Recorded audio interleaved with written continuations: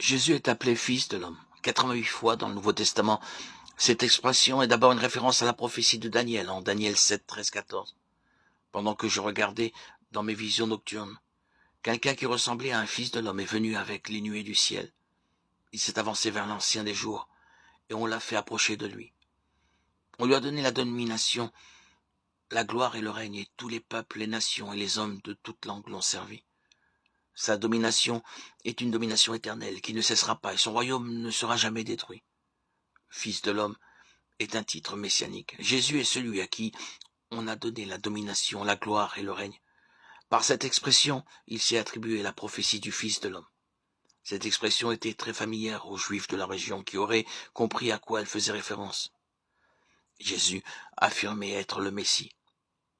Cette expression implique également que Jésus était pleinement humain. Dieu a appelé le prophète Ézéchiel fils de l'homme 93 fois, tout simplement au sens d'être humain. Un fils de l'homme est un homme.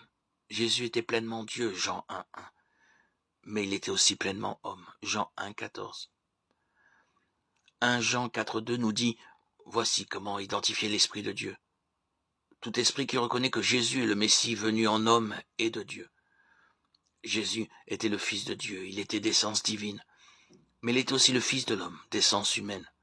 En résumé, l'expression « Fils de l'homme » indique que Jésus est le Messie et qu'il est un véritable être humain.